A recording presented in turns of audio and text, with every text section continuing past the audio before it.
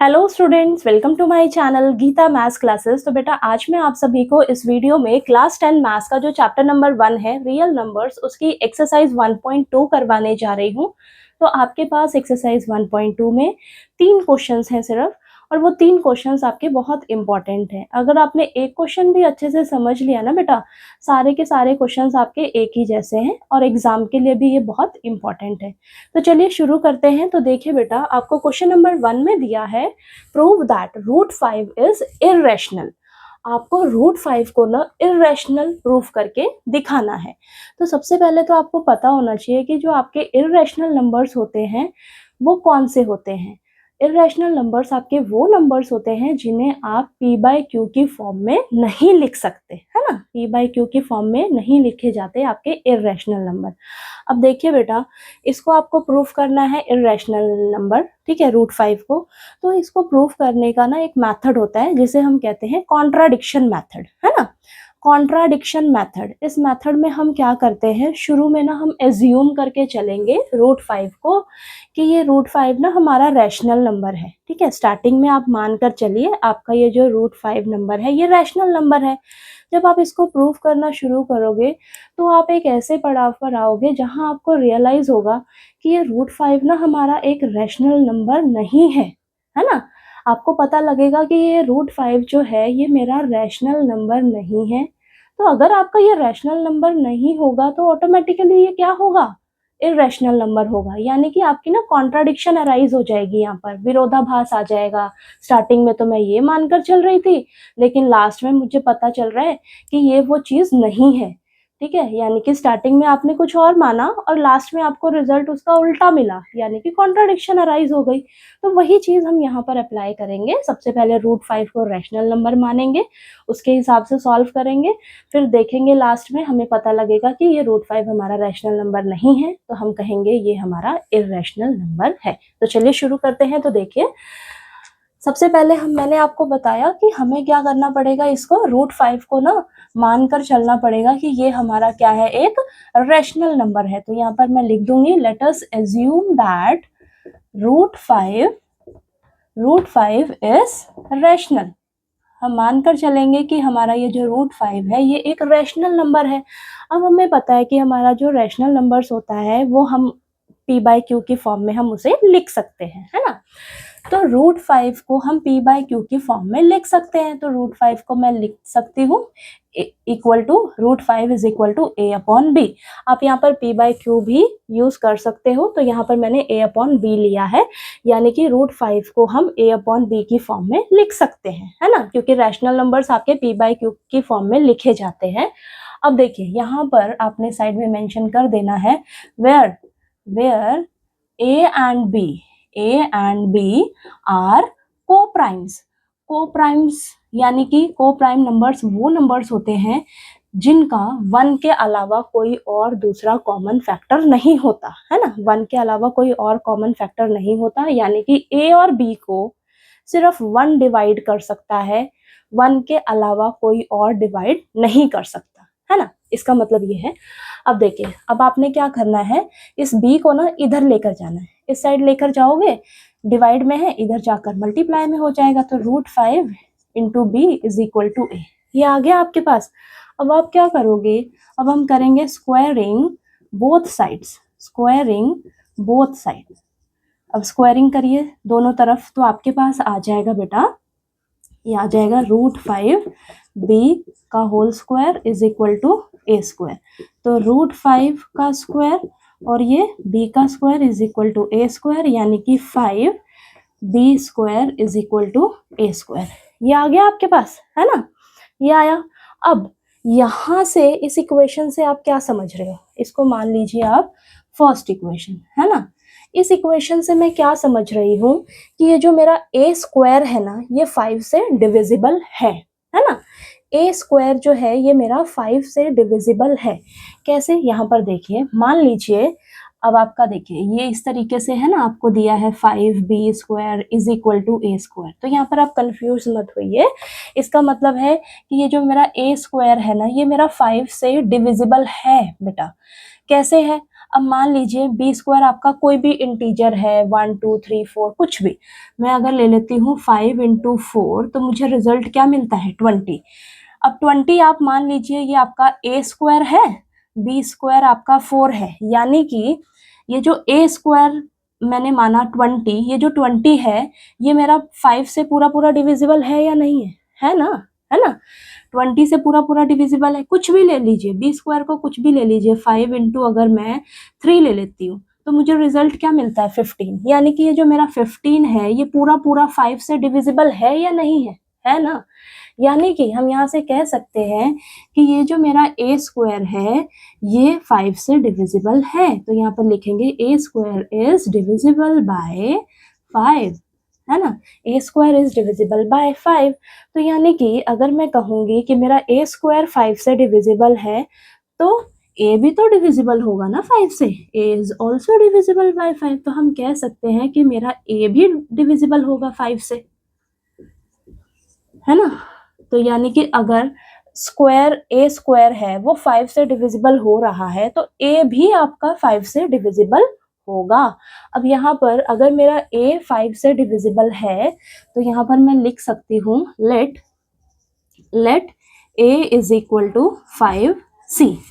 हम क्या मान लेंगे, ए किसके इक्वल मान लेंगे 5c। c क्या है आपका बेटा, यहाँ पर इंटीजर है, c इज एन इंटीजर, यानी कि इंटीजर आपका कुछ भी हो सकता है, 1 2 3 4 5 नेगेटिव नंबर्स कुछ भी, यानी कि c अगर आपका कुछ भी इंटीजर है, जैसे मैंने यहाँ पर माना a is equal to 5c, c आपका कोई भी इंटीजर है, जैसे कि अगर मैं यहाँ पर ले लेती हूँ, देखिए यहाँ पर अगर मैं 5 इंटू 1 करती हूँ मुझे क्या रिजल्ट मिलता है 5, 5 इंटू 2 करती हूँ मुझे क्या मिलता है 10, 5 इंटू 3 करती हूँ मुझे क्या मिलता है 15, 5 इंटू 4 करती हूँ मुझे मिलता है 20, यानी कि ये आपका ए है, समझिए ए है, और ये 5 इंटू सी है। अगर आप 5 को किसी भी इंटीजर से मल्टीप्लाई करते हो तो जो आपको ए मिल रहा है वो ए जो है वो पूरा पूरा डिविजिबल हो रहा है 5 से या नहीं। अब देखिए a जो है ये मेरा पूरा पूरा 5 से डिविजिबल हो रहा है, तो ये मैं साइड में आपको इसलिए मेंशन कर रही हूँ ताकि आपको कंफ्यूजन ना हो कि कैसे मेरा a जो है वो 5 से डिविजिबल हो रहा है। तो यहाँ पर देखिए जितना भी a आपके पास आंसर आएगा वो पूरा पूरा 5 से डिविजिबल होगा। तो यानी कि मैंने यहाँ पर a को मान लिया 5c, c आपका कोई भी इंटीजर हो सकता है ना। अब देखिए हम क्या करेंगे, a की वैल्यू को ना, a की वैल्यू को इस फर्स्ट इक्वेशन में मैं पुट कर दूंगी, तो यहाँ पर लिखेंगे हम put the value of a is equal to 5c in equation first equation में पुट करेंगे, तो यहाँ पर क्या है 5b square is equal to a की जगह मैं रखूंगी 5c का होल स्क्वायर हो जाएगा, है ना। तो ये 5b square is equal to 25c square, तो ये 5 और 25 कैंसिल होके हम मुझे मिलेगा b square is equal to 5c square, ये मिला मुझे b square is equal to 5c square. तो ये भी देखिए ये सेम इक्वेशन ऐसी आ रही है कि नहीं, यहाँ से मुझे क्या पता लग रहा है, यहाँ से मुझे पता लग रहा है कि ये जो मेरा b स्क्वायर है बेटा, b स्क्वायर ये 5 से डिविजिबल है, तो यहाँ पर मैं लिखूंगी b square is divisible by 5। अगर b स्क्वायर डिविजिबल है 5 से तो मेरा b भी तो डिविजिबल होगा 5 से, तो b is also divisible by 5, तो हम कह सकते हैं मेरा b भी डिविजिबल होगा 5 से। अब देखिए अब यहाँ से मुझे क्या पता लगा, हमने स्टार्टिंग में मानकर चले थे कि a और b हमारे को प्राइम नंबर्स हैं, यानी कि इनको 1 के अलावा कोई और नंबर डिवाइड नहीं कर सकता, लेकिन जब हमने करना शुरू किया इसको प्रूव तो हमें पता लगा कि जो a है वो 5 से डिवाइड हो रहा है ना, और हमारा b भी जो है वो 5 से डिवाइड हो रहा है, यानी कि इनका 1 के अलावा कोई और भी कॉमन फैक्टर निकल कर आ रहा है, जो क्या आ रहा है 5 आ रहा है ना, 5 आ रहा है। तो यहाँ पर हमारी कॉन्ट्राडिक्शन अराइज हो गई, कैसे, स्टार्टिंग में तो हम मानकर चल रहे हैं कि a और b हमारे को प्राइम नंबर्स हैं, लेकिन हमें जब प्रूफ करना शुरू किया तब हमें पता लगा कि a और b के कॉमन फैक्टर 5 भी आ रहा है 1 के अलावा, है ना, 1 के अलावा कॉमन फैक्टर 5 भी निकल कर आ रहा है, तो कॉन्ट्राडिक्शन अराइज हो गई कि हमने स्टार्टिंग में तो इसको रैशनल नंबर मानकर चला था, लेकिन हमने जब प्रूफ करना शुरू किया तो ये हमारा रैशनल नंबर नहीं कहलाएगा, रैशनल नंबर नहीं कहलाएगा, तो ये ऑटोमेटिकली क्या कहलाएगा, इररेशनल नंबर कहलाएगा। तो इन्हीं स्टेप्स को ना आपको ध्यान में रखना है, ये स्टेप्स आप अच्छे से देख लीजिए। अगर आपके पास कोई भी नंबर यहाँ पर आ जाए, √2, √3, √7 कुछ भी आ जाए, तो इन्हीं स्टेप्स को आपको फॉलो करना है और इसी तरीके से आपको करना है। अब लास्ट में मैं आपको वर्डिंग्स लिख कर दे रही हूँ, तो वो आपको लिखना है। ठीक, देखिए बेटा, आपने यहाँ पर लास्ट में लिख देना है therefore A and B have at least 5 as a common factor, but this contradicts the fact that A and B have no common factor other than 1। तो यहाँ पर देखिए 5 हमारा कॉमन फैक्टर निकल कर आ रहा है A और B का, लेकिन ये कॉन्ट्राडिक्ट कर रहा है कि हमने स्टार्टिंग में माना था कि A और B का कोई कॉमन फैक्टर नहीं है 1 के अलावा, है ना। और ये कॉन्ट्राडिक्शन अराइज क्यों हो रही है, because of our incorrect assumption that √5 is rational. हमने जो गलत एज्यूम करके चला था कि √5 जो है रैशनल नंबर है, इस कॉन्ट्राडिक्शन की वजह से ये सब अराइज हुआ है। ठीक है, तो लास्ट में हम कंक्लूड करेंगे कि हमारा जो √5 है ये हमारा एक इररेशनल नंबर है ना। तो चलिए, क्वेश्चन नंबर 1 आपको क्लियर हो गया। इसी तरीके से आपको कोई भी क्वेश्चन आ जाए, ठीक है, तो आपको इन्हीं स्टेप्स को फॉलो करना है। तो चलिए क्वेश्चन नंबर 2 कर लेते हैं। अब नेक्स्ट क्वेश्चन नंबर 2 में आपको दिया है प्रूव दैट 3 + 2 √5 इज इररेशनल। तो आपको इस नंबर को इररेशनल नंबर प्रूव करके दिखाना है। तो यहाँ पर भी हम कॉन्ट्राडिक्शन मेथड का यूज करेंगे। तो सबसे पहले हम क्या करते हैं, हमें जो भी नंबर दिया होता है उसे हम मानकर चलते हैं कि ये हमारा एक रैशनल नंबर है। तो चलिए करते हैं। तो सबसे पहले हम क्या करेंगे, एज्यूम करेंगे। Late us assume that 3 + 2 √5 is rational. मानकर चलेंगे कि ये हमारा एक रैशनल नंबर है। अब आपको पता है कि जो रैशनल नंबर्स होते हैं उन्हें हम p/q की फॉर्म में लिख सकते हैं, है ना। तो यहाँ पर मैं 3 + 2 √5 को p/q की फॉर्म में लिख सकती हूँ। तो यहाँ पर मैंने a/b की फॉर्म में लिख दिया है इसे।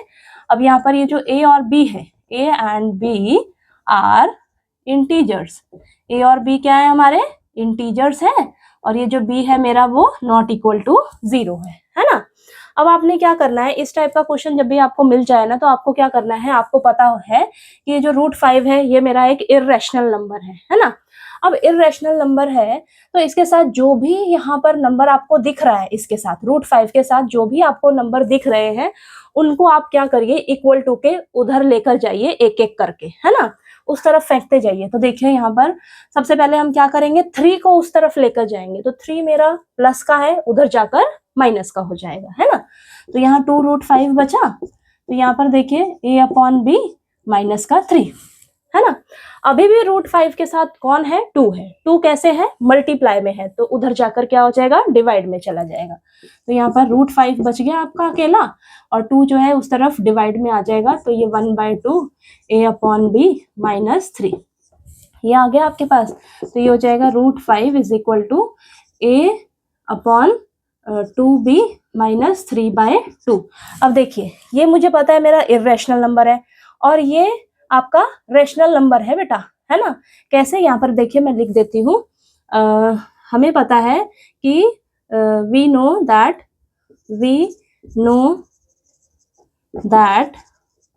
a/b इज रैशनल, है ना, रैशनल है। तो रैशनल है तो a/2b इज ऑल्सो रैशनल, ये भी रैशनल हो जाएगा। क्यों, a/b रैशनल है। अब 2 से मल्टीप्लाई कर दे रहे हो नीचे, तो इसको कोई फर्क थोड़ी ना पड़ेगा, तो भी वो रैशनल नंबर ही आपको मिलेगा। तो a/2b इज ऑल्सो रैशनल, ये भी रैशनल होगा। अब रैशनल में से अगर आप रैशनल नंबर कोई भी माइनस करो, 3/2 भी तो आपका रैशनल नंबर ही है ना। तो रैशनल में से रैशनल नंबर माइनस करोगे तो आपको रिजल्ट भी रैशनल नंबर ही मिलेगा। सो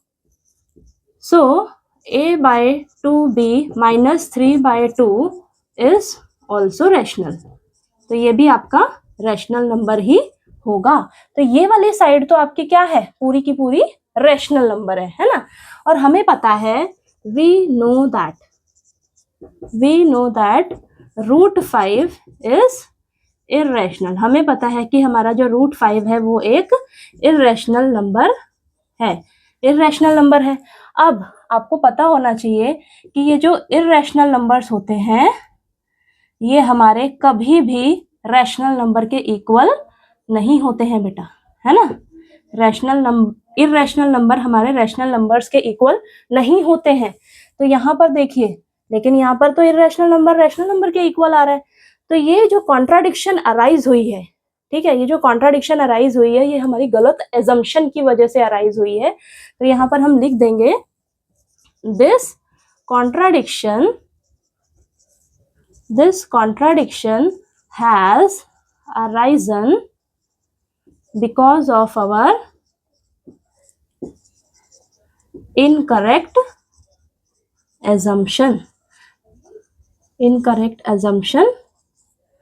that 3 + 2√5 is rational।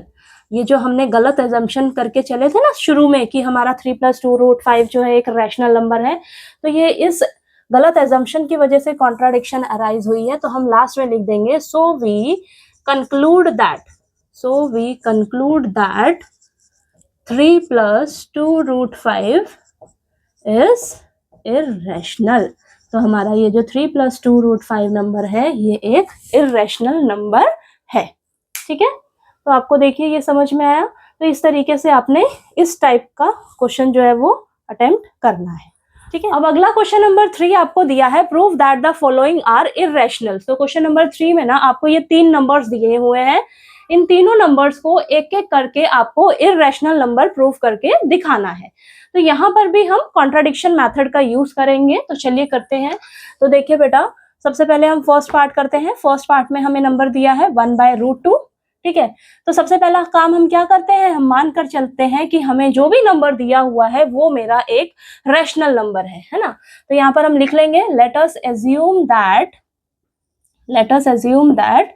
1/√2 is rational. तो सबसे पहले हम मानकर चलेंगे कि जो भी हमें ये नंबर दिया है ये मेरा एक रैशनल नंबर है। अब हमें पता है कि जो हमारे रैशनल नंबर्स होते हैं वो उन्हें हम p/q की फॉर्म में लिखते हैं, है ना। तो यहाँ पर हम 1/√2 को लिख सकते हैं a/b की फॉर्म में, है ना। तो यहाँ पर देखिए a और b क्या है, हमारे इंटीजर्स हैं। a and b are integers और b जो है मेरा वो नॉट इक्वल टू 0 है। अब यहाँ पर मुझे पता है ये जो √2 है ये मेरा एक इर्रेशनल नंबर है, लेकिन ना बेटा ये √2 जो आपको है डिवाइड में दिया हुआ है, डिवाइड में है, तो मुझे इसको ना ऊपर लेना होगा। तो ये क्या करूंगी मैं, इस √2 को यहाँ पर मुझे डिवाइड में दिया है तो मैं अगर इस तरफ लेकर जाती हूँ तो ये ऊपर चला जाएगा, है ना, ऊपर आ जाएगा। तो मैं क्यों ना इसको क्रॉस मल्टीप्लाई कर लेती हूँ। तो ये जो a और b है ना, मैं इसको इधर शिफ्ट करने का कोशिश करूंगी। तो देखिए सबसे पहले √2 को उधर लेकर जाएंगे इक्वल टू के उधर, तो ये ऐसे ऊपर चला जाएगा। और अब a और b को मैं इधर शिफ्ट करूंगी तो a देखिए ऊपर है तो इस साइड आकर नीचे हो जाएगा, और b जो है इस तरफ डिवाइड में है इधर आकर ऊपर चला जाएगा। तो ये आपके पास आ जाएगी इक्वेशन, है ना। ये इक्वेशन आ गई है आपके पास। अब यहाँ पर देखिए हमें पता है कि ये जो √2 है मेरा एक इर्रेशनल नंबर है और ये b/a मेरा क्या है, रैशनल नंबर है। क्यों, क्योंकि देखिए a/b हमें पता है कि ये मेरा, हमने स्टार्टिंग में अभी देखा ना, we know that a/b is rational. हमें पता है कि a/b क्या है, मेरा एक रैशनल नंबर है। सो b/a इज ऑल्सो रैशनल, तो b/a भी क्या होगा, मेरा एक b/a भी मेरा क्या होगा, रैशनल नंबर होगा। किसी भी रैशनल नंबर को अगर आप उल्टा भी कर देते हो तो भी तो वो रैशनल नंबर ही कहलाएगा ना। तो ये देखिए a/b का उल्टा हो गया b/a, तो भी ये रैशनल नंबर ही कहलाएगा, है ना। और हमें पता है कि जो √2 है ये मेरा एक इर्रेशनल नंबर है, √2 इज इर्रेशनल, है ना। अब देखिए क्या कभी रैशनल नंबर इर्रेशनल नंबर के इक्वल हो सकता है, नहीं हो सकता। तो ये हमारा यहाँ पे कॉन्ट्राडिक्शन अराइज हो गई। अब ये कॉन्ट्राडिक्शन अराइज क्यों हो रही है, हमारी गलत एजम्पशन की वजह से, है ना। तो यहाँ पर मैं लिख दूंगी this contradiction has arisen because of our incorrect assumption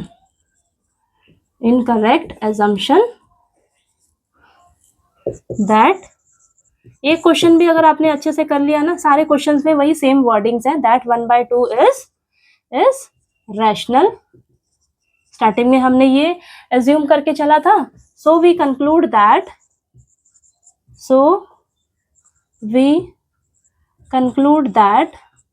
1/√2 is irrational. तो हम कह सकते हैं कि हमारा ये 1/√2 जो है एक इर्रेशनल नंबर है। ठीक है, तो चलिए फर्स्ट पार्ट हो गया, अब हम इसका सेकंड पार्ट कर लेते हैं। नेक्स्ट सेकंड पार्ट में आपको नंबर दिया है 7√5। तो यहाँ पर मैं लिख देती हूँ, दिया है आपको 7√5। तो सबसे पहला काम हम क्या करते हैं, हमें जो भी नंबर दिया है उसे हम मानकर चलेंगे कि ये हमारा एक रैशनल नंबर है। तो यहाँ पर मैं लिख दूंगी, let us assume that 7√5 is rational. ये मेरा एक रैशनल नंबर है ना। ठीक है, अब रैशनल नंबर्स को हम p/q की फॉर्म में लिख सकते हैं। तो 7√5 को हम a/b की फॉर्म में लिख सकते हैं। हाँ, लिख सकते हैं।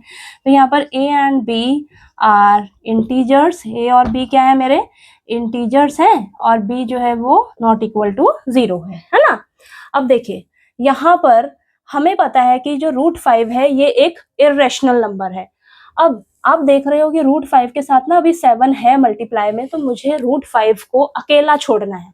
इस तरीके का क्वेश्चन अगर मिल जाता है ना, कोई इर्रेशनल नंबर के साथ कोई भी नंबर हो, तो आप क्या करिए, उस नंबर को ना उस तरफ शिफ्ट करने की कोशिश कीजिएगा, और जो रूट में जो नंबर है, जो इर्रेशनल नंबर है, उसको अकेला रखिए। क्यों? क्योंकि हमें पता है कि ये जो √5 है ये मेरा एक इर्रेशनल नंबर है। ठीक है, तो 7 को मैं क्या करूंगी, उस तरफ लेकर जाऊंगी। मल्टीप्लाई में है तो उधर जाकर डिवाइड में हो जाएगा।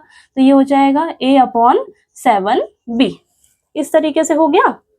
अब हमें पता है कि ये मेरा एक इर्रेशनल नंबर है, और a/7b आपका बेटा एक रैशनल नंबर है। कैसे? देखिए, हमें पता है कि वी नो दैट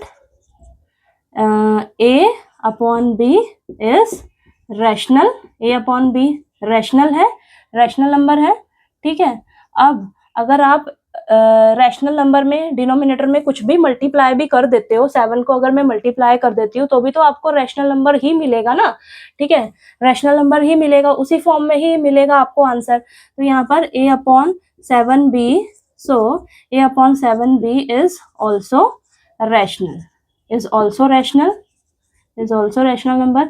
या तो आप ऐसे भी लिख सकते हो, a और b आपके इंटीजर्स हैं, और ये जो 7 साथ में मल्टीप्लाई हो गया, 7 भी आपका इंटीजर है। तो 7 और a और b ये सारे के सारे इंटीजर्स हैं, तो ये आपका रैशनल नंबर है। a/7b ये आपका रैशनल नंबर है। ठीक है, इस तरीके से भी आप लिख सकते हो। तो ये रैशनल नंबर हो गया, और हमें पता है कि जो हमारा √5 है ये एक इर्रेशनल नंबर है ना, इर्रेशनल नंबर है। अब लास्ट में आपको वही सेम वर्डिंग्स लिख देनी है, दिस कॉन्ट्राडिक्शन हैज अराइजन। ठीक है, हमें पता है कि जो इर्रेशनल नंबर होते हैं वो रैशनल नंबर के इक्वल कभी नहीं हो सकते। तो यहाँ पर कॉन्ट्राडिक्शन अराइज हो गई। अब ये गलतफहमी किस वजह से हुई है, हमारी गलत एजम्पशन की वजह से। तो this contradiction has arisen because of our incorrect assumption that 7√5 is rational। इसको हम रैशनल नंबर मानकर चले थे। ठीक है, तो ये सो वी कंक्लूड दैट, इसलिए हमें लास्ट में कंक्लूजन क्या मिलता है, so we conclude that 7√5 is irrational. ये हमारा क्या है, एक इर्रेशनल नंबर है ना। ठीक है, सेकंड पार्ट हो गया। अब लास्ट आपके पास क्वेश्चन नंबर 3 का थर्ड पार्ट रह गया है। तो यहाँ पर देखिए, थर्ड पार्ट में आपको नंबर दिया है 6 + √2। ठीक है, इसे इर्रेशनल नंबर प्रूव करना है। तो चलिए करते हैं। तो सबसे पहले हमारा काम क्या है, इसे हम मानकर चलेंगे इस नंबर को कि ये हमारा एक रैशनल नंबर है। तो लिखेंगे, late us assume that 6 + √2 is rational. ठीक है, इसको रैशनल नंबर मानकर चलिए। अब हमें पता है कि रैशनल नंबर्स को हम p बाई क्यू की फॉर्म में लिख सकते हैं, तो 6 प्लस रूट 2 को हम a अपॉन b की फॉर्म में लिख सकते हैं, हाँ लिख सकते हैं। तो यहाँ पर देखिए a and b are integers, a और b क्या है मेरे इंटीजर्स है, where b is not equal to 0। Okay, अब मैंने आपको बताया है कि आपको कोई भी अगर नंबर दिख जाए रूट में, रूट 2, रूट 5, रूट 7 ऐसे कुछ दिख जाए, तो आपको उसको अकेला छोड़ना है। क्यों? क्योंकि आपको पता है बेटा कि ये जो रूट 2 है ये आपका एक इर्रेशनल नंबर है ना, तो इसको आप अकेला छोड़िए यहीं पर, बाकी जो इसके साथ कोई भी नंबर है उसको आप उस तरफ फेंक दीजिए, है ना। तो चलिए करते हैं। तो देखिए 6, अब रूट 2 के साथ 6 है, 6 कैसे है, प्लस में है, तो उस तरफ जाएगा तो माइनस का हो जाएगा, है ना। तो root 2 is equal to a upon B minus का 6, ये हो गया आपका, है ना, ये हो गया। अब देखिए हमें पता है कि रूट 2 क्या है, एक इर्रेशनल नंबर है, और ये आपका a अपॉन बी माइनस 6 जो है ना, ये आपका रैशनल नंबर है। क्यों? क्योंकि देखिए हमें पता है वी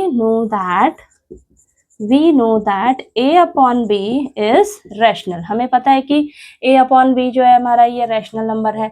अब रैशनल नंबर में से अब ये 6 है, 6 अपॉन 1 कर दो तो ये भी तो आपका एक रैशनल नंबर ही कहलाएगा ना। तो रैशनल नंबर में से अगर आप रैशनल नंबर माइनस करते हो तो आपको रिजल्ट रैशनल नंबर ही मिलेगा।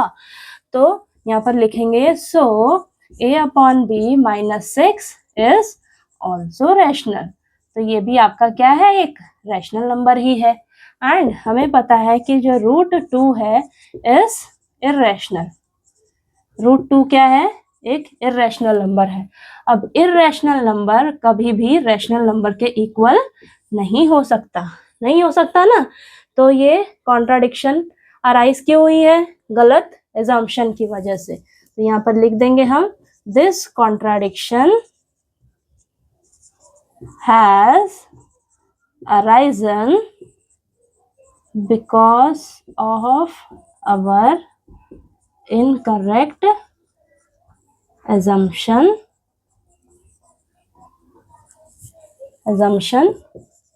that 6 plus root 2 is rational. So we conclude that